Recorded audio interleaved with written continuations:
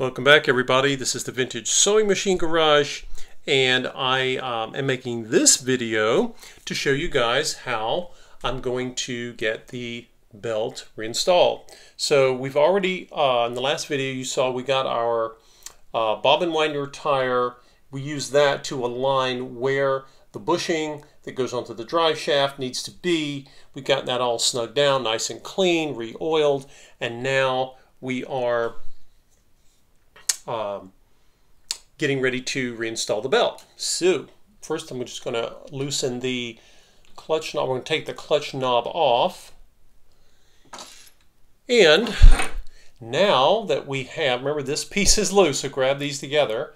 Okay, and now I can pull my hand wheel off without worrying about the collar, because the collar has now been tightened down and it's good to go. So we're going to take out the little insert because we don't need that right now. We've got our hand wheel again. What I want to do is just easier to do this with the hand wheel off. I'm going to go around. I've got cleaner on the cotton swab, and I'm just going to come in here and make sure one last time that I've got the groove cleaned, because once this groove is cleaned, well, then that's pretty much it. You know, we're ready to put our belt on and we should be good to go. We should not be having any other, not much else to do with this hand wheel. Let's see. Let's make sure. Let's see what I'm looking for here. Oh, I'm looking for a dry cotton swab. Now I'm going to come back with the dry one and just kind of go around. And again, you'll know if the groove is, you say, well, how do I know it's clean? Sometimes things get stained, and that doesn't really matter. But what does matter to us, and you can see I went all around, I can hardly pull anything. That tells me that this is now clean and ready for the belt. So we're going to just hang the belt loose. We'll just put the belt here in the groove of the hand wheel and just kind of let it hang like that. And then I'm going to go and put in the center hub of our hand wheel and hold them together. And what am I doing? I'm going to make sure that the belt is already in that groove, and I'm going to, there's two ways to do this.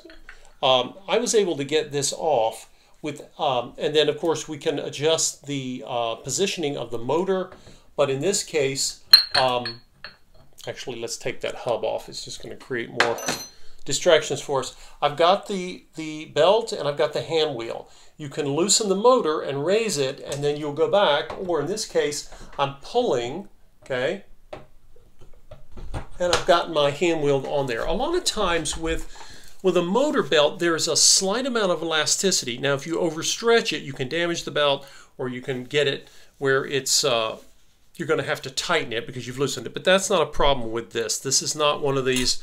This is the belt I told you guys, don't use these. If you have a machine with these, with one of these on it, just replace it. These round, stretch, adjustable belts, just don't use them. They're not worth it. Your machine doesn't like them, and you won't either. I know some of you have them and have used them, but ideally you don't want that. Okay, so now that we got our belt on, we're going to come back. And I've shown you guys in the last video, we're going to turn this until the little tooth in the washer meets the little slot. There it goes. And now we simply put our clutch washer knob back on. And somewhere is my screwdriver here. And then I can snug down. And these don't have to be super tight. Okay, we just want to, these are the set screws for our knob. When it stops turning, just stop. Again, you're not putting a wheel on a car here, so it's don't over tighten. You say, well, how do I know? Well, you turn it and it'll just stop, and then you stop, and it's snug. It should be fine, and that allows you when you're going to wind a bobbin, you're going to hold the hand wheel, turn just a little towards you, and you can see how nice it's wiggling. You don't need to take this knob off, and then when you're done, you snug it back.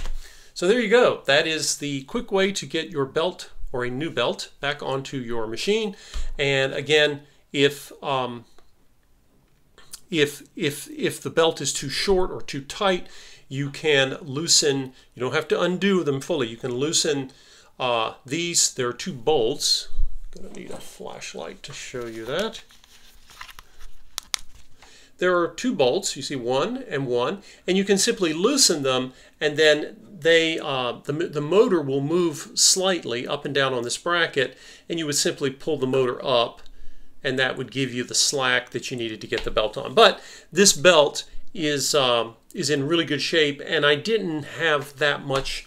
If you don't want to move the motor and you don't want to do that, you can try it. Again, if you got an old belt you're trying to put back on, you can damage it, but this belt's in really good shape and just enough elasticity to allow me to do this, and seems to be working fine. So we've now gotten our belt back on, and we'll be moving forward. Made a lot of progress on this machine, so I'm anticipating one day this week having it ready, and I will notify the person who had reached out to me a long time ago asking about this machine when I first introduced it to you guys.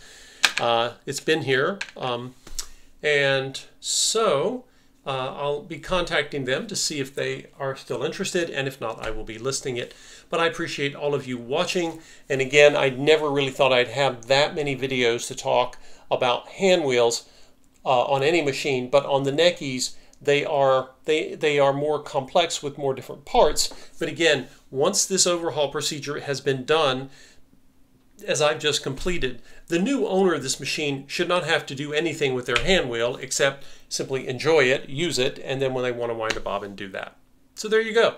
Hope this was helpful. This is the short follow-up video to a rather wordy and lengthy video I made before, and I'll be putting the cover back on, doing some cleaning here, and then hopefully I don't have too much more left to do in terms of getting this machine ready to have a new owner.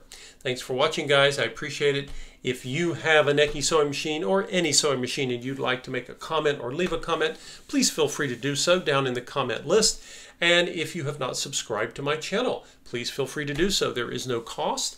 And you can also click on the little bell symbol there, and it simply lets you know when a new video has been posted. But either way, I sure appreciate you all watching. Take care.